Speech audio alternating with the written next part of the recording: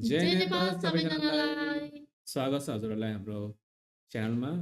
आज हामी बुढाबुढी मिलेर चाहिँ एउटा भिडियोमा चाहिँ हजुरहरूलाई रियाक्सन दिन गइरहेको छौँ। त्यो चाहिँ अब नेपालको जियोग्राफी हुन्छ नि त्यसको माथि हो। अब हेरौँ यता कसको कति नलेज रहेछ होइन, कति नेपालको बारेमा कति जानकारी रहेछ। हामी दुईजना मध्येमा को चाहिँ अलिकति भनौँ न इन्टेलिजेन्ट छ भनेर थाहा पाइन्छ साथीहरू। ल ल ल ल सुरु गरौँ है त साथीहरू है त।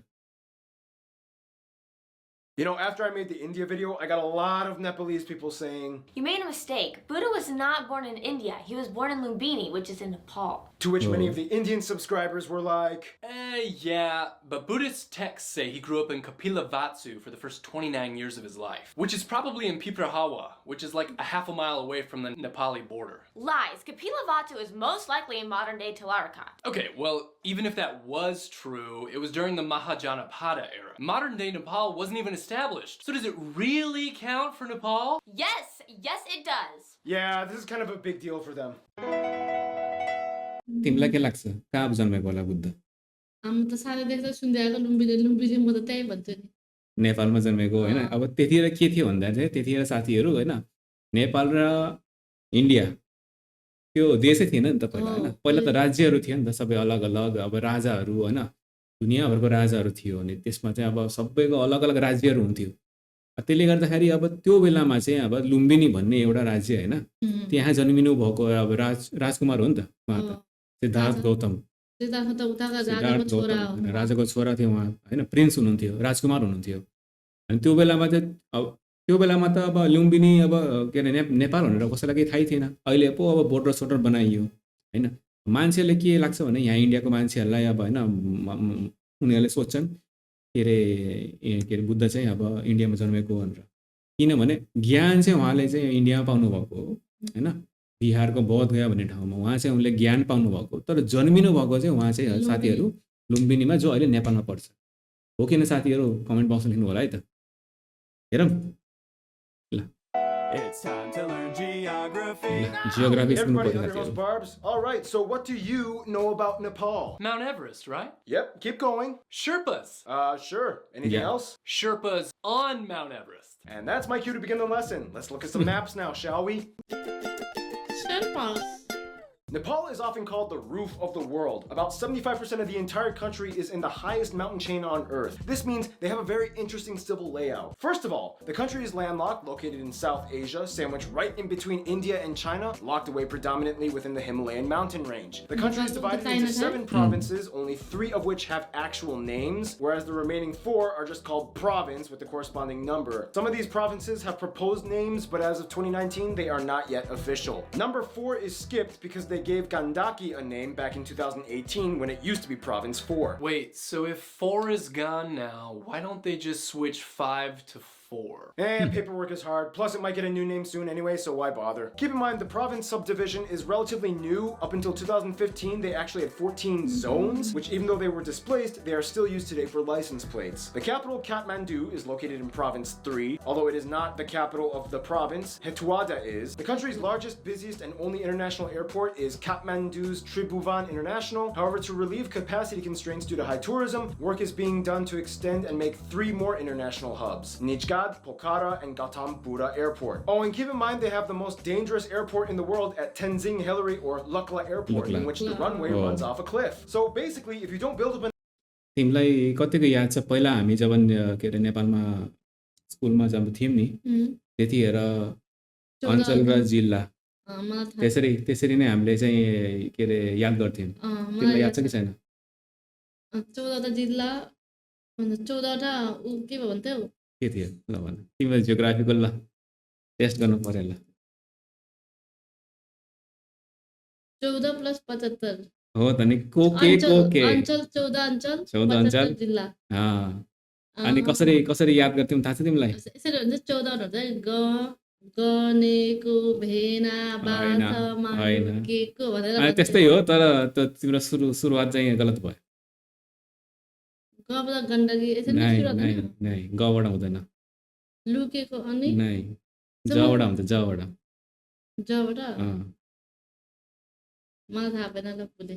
साथी म ट्राई गर्छु है त कतिको हुँदो रहेछ ज से को भे ना बा स मा लु क ग मे रा धौ 4वटा भयो 14 14 14वटा मैले यसरी याद गर्छु मलाई याद छ अहिले मलाई पनि पनि है मैले भुलेछु यसरी त साथीहरू त्यो बेलामा हाम्रो जमानामा चाहिँ होइन पहिला त एसएलसी हुन्थ्यो अहिले एसई आयो होइन अनि त्यतिखेर हामीहरूले चाहिँ अब यसरी गन्थ्यौँ के 14वटा अञ्चल अनि 75वटा जिल्ला अहिले पो अब यो प्रोभिन्सहरू आयो होइन नामहरू अब अलिकति प्रोभिन्स चेन्ज के हो भयो भनिदिनु नि त कति नेपाली थाहा छैन त्यही अब उसले चाहिँ भने जस्तै होइन अब के अरे प्रोभिन्समा अब के अरे बाँटियो नेपालमा होइन पुरा त्यही नै हो अब त्यसलाई बाँड्नु कसरी बाँड्नु भन्ने मात्रै एउटा तरिका हो होइन अनि जो उसले देखायो होइन म्यापमा त्यसरी नै अलग अलग प्रोभिन्समा अब भागमा बाँट्यो कि साथी त्यो भागमा चाहिँ अब त्यसरी। नेपाल अधिराज्यभरिको जो म्याप छ उसलाई चाहिँ अब बाँडेको हो होइन अहिलेको अब सरकारले नै भनौँ न त त्यही होला अगाडि हेरौँ अनि यो बिचमा चाहिँ उसले पछि एयरपोर्टको बारेमा कुरा गर्यो होइन मेन एयरपोर्ट चाहिँ अब काठमाडौँको अब हजुरलाई थाहै छ त्रिभुवन होइन पोखरामा पनि खोलेको छ साथीहरू अनि यता बोर्डरतिर पनि छ हाम्रो यता बुटवलतिर छ होइन त्यहाँ तर त्यो चालु सुचारू छैन अहिले अब त्यो चाहिँ अब डेन्जरस है लुक्ला चाहिँ अब तिम्रो के अरे माथि अब ऊ हो न हिल्ली एरिया हो नि त होइन पहाडी एरिया भएर त्यो चाहिँ अब ल्यान्डिङ गर्नलाई पनि एकदमै डेन्जरस वर्ल्डको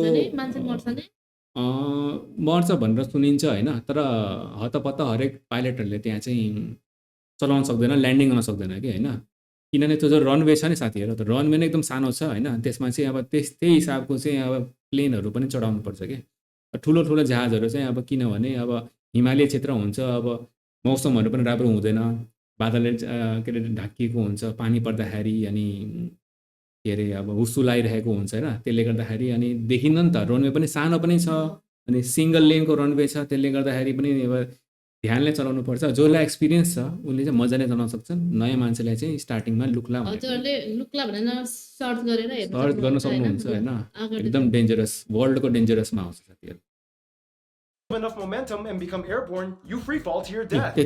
No joking, it's true. Now here's the thing, Nepal has always kind of been like the buffer between the two giants, India and China. This in return has been both a blessing and a curse. Blessing in that nobody could really touch them, and therefore they remained one of the few countries that were never colonized. Influenced, yes. Invaded, yes. But colonized, no. This in return has made Nepal's land transport network very unique. Multiple roads enter into Nepal from India and China, but if you want to get to the economic hub Kathmandu, you have to go into the heart of the mountains, and your options are limited only to a few main highways, like the HO2 from Raksao, India, and the HO3 which goes into Jangmujen, Tibet, China. If you look closely in the west though, you'll find Nepal's only disputed area, the Kalapani territory. Basically, it was a byproduct of the 1962 border war with India and China. Things got messy, and to this day Nepal claims that the river to the west should be their border, but India claims that the ridgeline to the east should be theirs. Well, for what it's worth though, there are tons of cool places to check out in case if you decide to visit, such as the Annapurna National History Museum, Narayanati Palace. The city of Pokhara is kind of like the tourism capital. The island jungle resort of Chitwan, the tiger tops and elephant polo field, the toothache tree, the aircrafts museum. So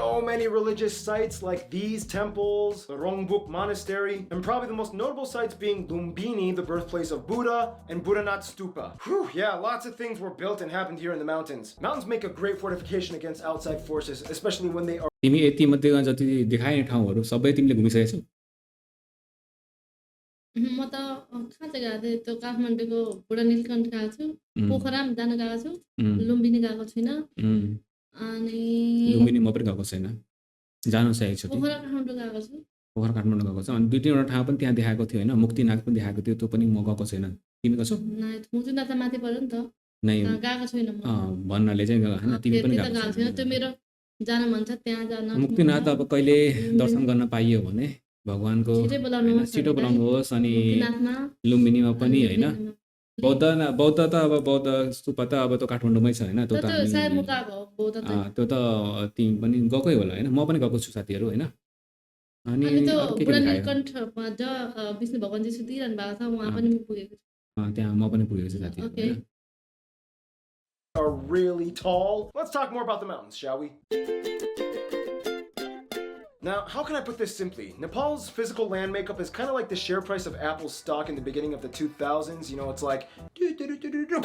First of all, Nepal is located right at the start of the Himalayan mountains, the tallest range on Earth, which was basically formed by the Indian tectonic plate smashing into the Eurasian plate. The collision is still occurring to this day, which means that the Himalayas grow about 2.4 inches or 6.1 centimeters every year. This means that every new person to reach the summit temporarily becomes a world record holder. Obviously, you all know the highest point can be found here too, Mount Everest, or Sagarmatha, the tallest mountain in the world, shared with China at nearly 9,000 meters high. Keep in mind, 8 of the 10 tallest mountains in the world are actually found in Nepal as well. Also keep in mind, due to the tectonic plate convergence, the country is subject to occasional earthquakes, one of the most well-documented ones being a 7.8 magnitude quake, with aftershocks hitting the capital, destroying ancient sites back in 2015. In addition, it triggered an avalanche on Mount Everest, killing 21 people, making it the deadliest day on Mount Everest history. The Himalayas are just one of 3 regions of the country though. Below the Himalayan region lies the Pahad, a lower mountain region in the green zone that generally does not get snow and fosters fertile valleys and rivers. Below this is the final region, the Tarai, the lowest point in Nepal located in the greater Gangetic plain that extends into northern India and Bangladesh. The lowest actual point being Kachanakalan of the Japa district. After China, this makes Nepal one of the countries with the widest range of elevations on Earth. This is also where most of the agriculture and produce are grown, as it is the most fertile region fed by countless rivers and their tributaries that are sourced by the snowmelt from the Himalayas. The longest of these rivers, the Gagara, can be found in the west, as well as the largest lake, Rara. Nonetheless, the Bagmati River is very important as it passes through Kathmandu, and the Gandak River contains the largest hydroelectric dam, and the Koshi River provides irrigation to much of the valleys in the east. Phew! Mountains, rivers, lakes, valleys, earthquakes...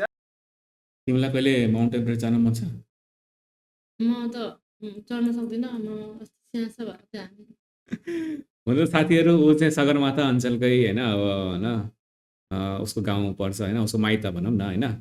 तर म पनि अहिलेसम्म क्याम्पसम्म होइन, base क्याम्पसम्म पनि पुगेको छैन होइन। तर इच्छा छ मेरो कमसेकम होइन, सगरमाथा नचढ्न पाए पनि सगरमाथाको बेस क्याम्प त्यहाँसम्म जान सक्छु होला।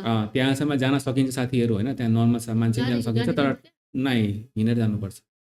आई थिङ्क मेरो हिसाबले 1 हप्ता लाग्छ पुरै, अनि बिस्तारै जानुपर्छ, किनभने झ्याप्पै गयो भने चाहिँ तिम्रो त्यो हाइटको चक्करले गर्दाखेरि ब्रिदिङ होइन, अनि क्लाइमेट पनि तिमीले अब होइन, किनभने बडीलाई बिस्तारै बिस्तारै बिस्तारै चढ्दाखेरि चाहिँ बिस्तारै बिस्तारै उसले थाहा पाउँछ नि त कतिको प्रेसर, कतिको हाइटमा कतिको हावा लिन सकिन्छ होइन।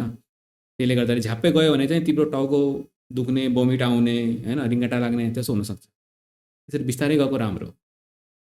अनि क्याम्पमा पुगेपछि पनि मान्छेहरू झ्याप्पै चढ्दैन नि, फेरि बेस क्याम्पमा पुगेपछि पनि कति दिन बस्छन्, बसेर उनीहरूलाई जब लाग्छ कि अब म चाहिँ यो पर्टिकुलर हाइटमा पुगेर मेरो बडीले एडजस्ट गर्न सक्यो, अनि बल्ल उनीहरू फेरि चढाइको लागि ट्राई गर्छन्। किनभने उनीहरू फेरि यस्तो गर्छन्, चढ्छन् फेरि झर्छन्, चढ्छन् झर्छन्, यसरी हुन्छ नि, एकैचोटि चढ्दैन नि त उनीहरू, यस्तो हुन्छ। हेरौँ, होपफुली भगवान्ले चाह्यो भने चाहिँ बेस क्याम्पसम्म जान पाइयोस् होइन। अनि अब उहाँले अब भनेको जस्तो होइन, हिमालय, पहाड र तराई रिजन, यो त हामीले पहिला पनि पढेको, स्कुलमा पनि पढेको, यो त अब भन्नुपर्ने कुरै नै होइन अब नेपालको बारेमा।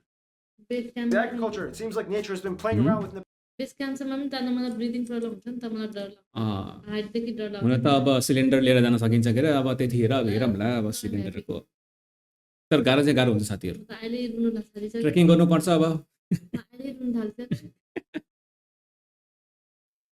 Nepal since day one. Alright, so that being said, it's time for my triple shot of espresso break. It's time for me to stop talking, but you know who knows a few things?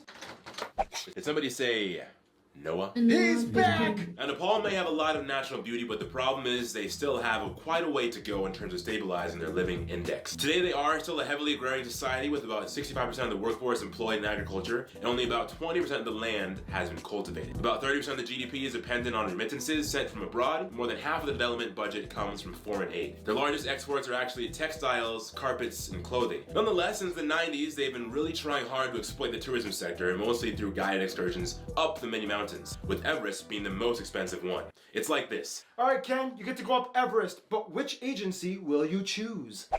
Hi, I'm the Western agency that speaks your language and caters to all your Western needs. You'll even wake up to eggs and toast with coffee in the morning. My minimum rate goes around $45,000 and up.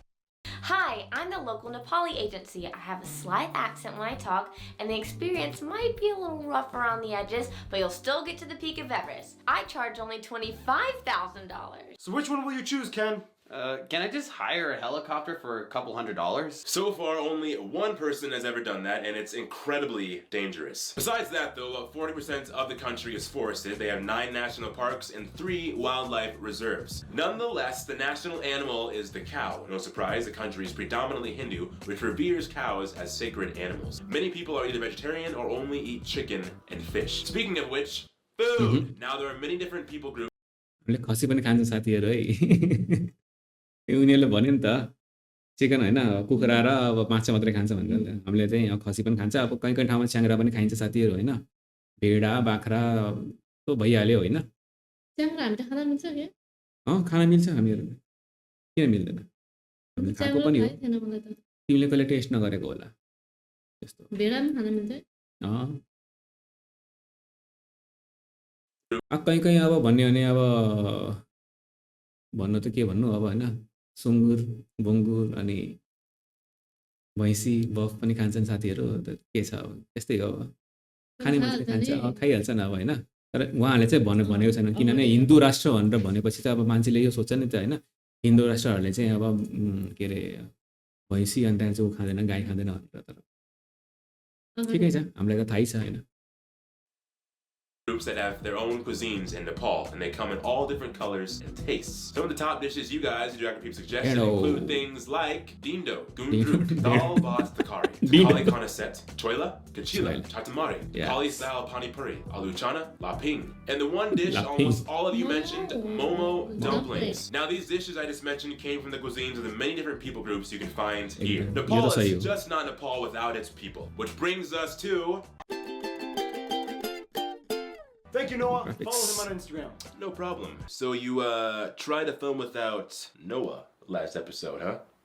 Sorry, Noah. I must apologize.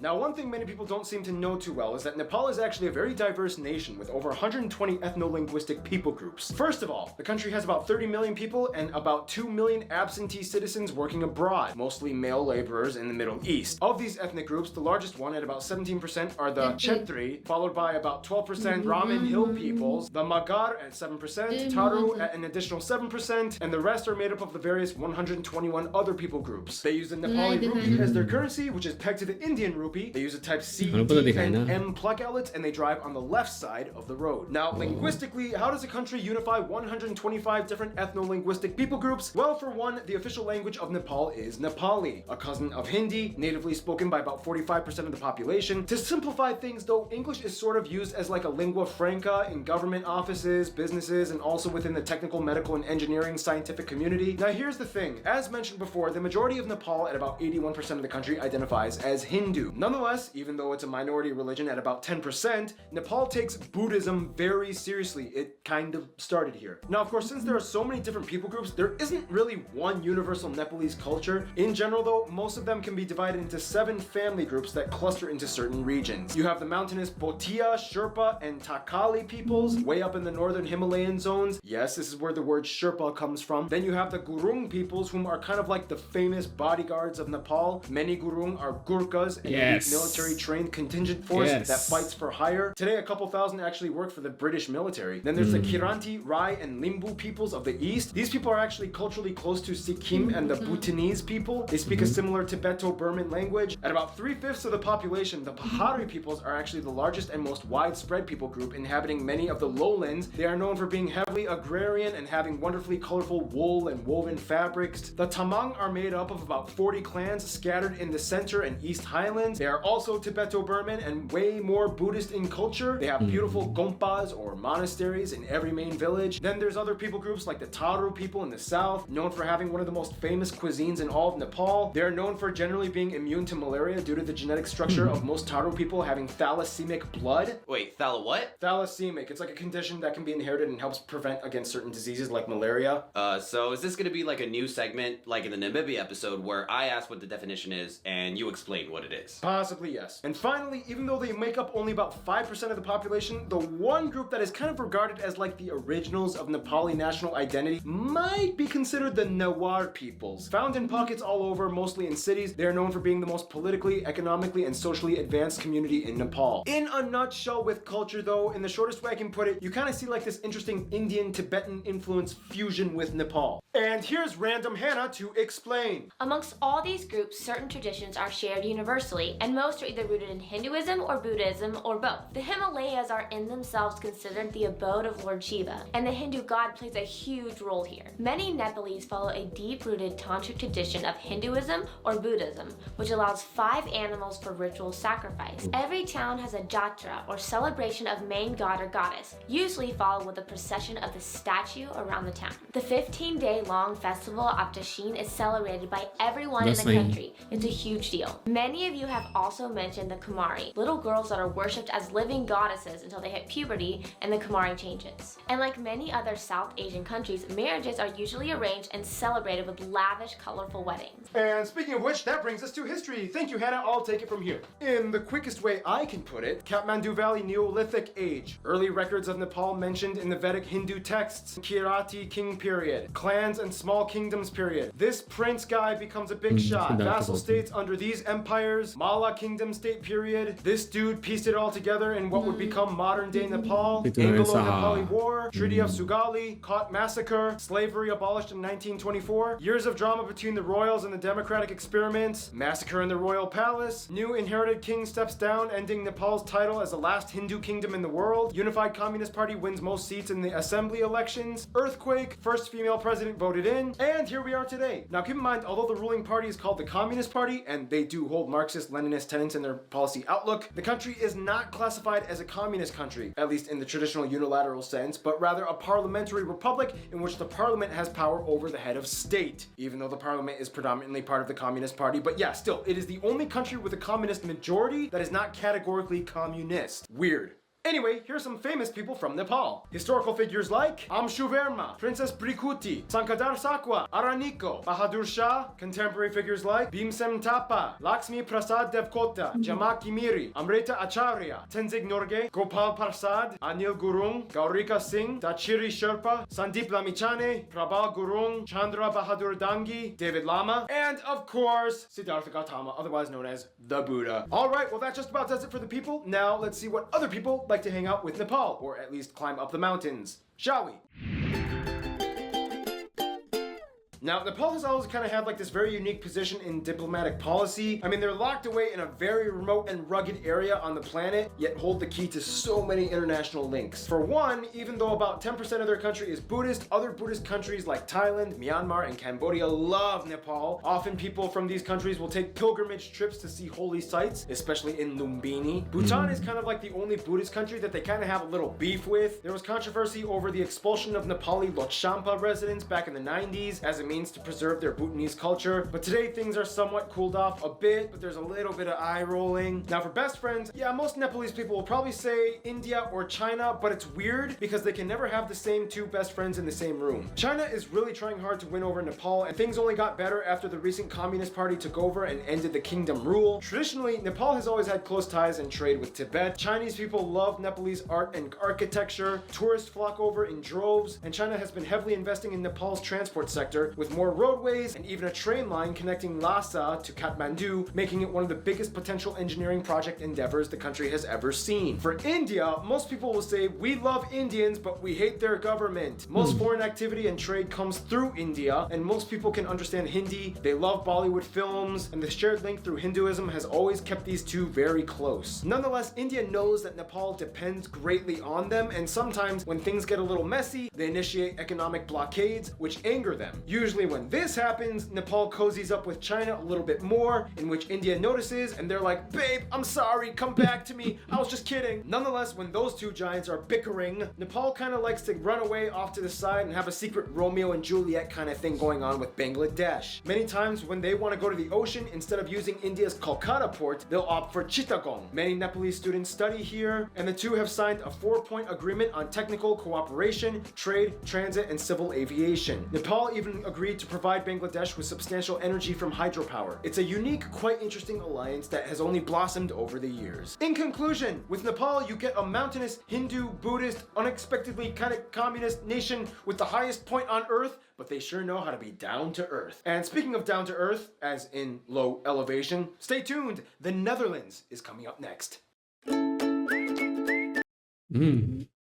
Memory ताजा कस्तो कस्तो लाग्यो राम्रो लाग्यो म त भुलिसकेको थिएँ रिकल भयो हो अनि कुनै अब उहाँ बिचबिचमा जो फेमस सेलिब्रिटीहरूको नामहरू सबै याद थियो तिमीलाई चाहिँ मलाई कुनै कुनै याद थियो कुनै कुनै याद थिएन म चिन्थेँ हाँ त्यो एउटा गौरी भन्ने त्यो स्विमर हाँ अनि कर्मा शेर्पा भन्ने फर्स्ट माउन्टेन नहीं Tenzing Tenzing Norgay first Sherpa mountain first mountain जसले चाहिँ सगरमाथा हाम्रो होइन लक्ष्मी देवकोटा लक्ष्मीप्रसाद देवकोटा त्यो त हाम्रो जमानाको अब पढ्थ्यौँ नि त हामीले स्कुलमा त्यतिखेर होइन मलाई त याद छ गर्न याद दिलाउ त मलाई अलिकति याद हो मानेज ठुलो मनले हुन्छ जातले हुँदैन सायद त्यही हो क्या होइन साथीहरू होइन त्यही हो होइन महान कवि हुनुहुन्थ्यो है त्यो जमानामा होइन लक्ष्मीप्रसाद देवकोटा भीमसेन थापा चाहिँ अब हाम्रो के भनौँ अब हिसाबले सेना अध्यक्ष त्यस्तो के हुनुहुन्थ्यो होइन त्यो जमानामा लडाइँहरू हुँदाखेरि चाहिँ अब भीमसेन थापाको एकदम नामहरू हुन्थ्यो होइन अरू बिचमा प्रबल गुरुङ चाहिँ अब त अहिलेको आजको जमानाको अब फेमस अब फेसन डिजाइनर हुनुहुन्छ होइन अहिले युएसमा हुनुहुन्छ होइन अनि सन्दीप लामिछाने चाहिँ अब हाम्रो क्रिकेट आजभोलि चाहिँ अब नेपालमा पनि अब क्रिकेट एकदम फेमस भइरहेको साथीहरू होइन क्रिकेटको रिसर्च गर्नुभएको छ हाम्रो अङ्ग्रेजले रिसर्च चाहिँ गर्नुभएको रहेछ जे होस् अब कुनै ल्याङ्ग्वेजमा बोल्दाखेरि मेरो त सानो ताजा भयो कि यादहरू सानो पढेको थिएँ नि ताजा भयो मलाई खुसी लाग्यो अनि त्यो इन्डिया र त्यो चाइनाको बारेमा पनि जो भन्नुभयो एकदम सही भन्नुभयो किनभने अब बिचमा भइरहेको हुन्छ होइन टसलहरू भइरहेको हुन्छ अब कहिले चाइनाले अब नेपाललाई सपोर्ट गरिरहेको हुन्छ होइन फेरि त्यसमा पछि इन्डियाले पनि आएर किनभने अब हाम्रो त बिचमा छ नि त स्यान्डविच छ नि त हाम्रो बर्गर जस्तो हो नि त तल पनि माथि पनि बिचमा नेपाल पऱ्यो कि बिचमा परेपछि अब के गर्नु बिचमा चिकन हुन्छ नि पिसिन्छ नि त्यसले गर्दाखेरि अब चाइनाले सपोर्ट गरिरहेको छ अब किनभने अब हाम्रो त अब चारैतर्फबाट अब समुद्रै छैन साथीहरू गर्नु पनि लाथालिङ्गै हुन्छ त नि अनि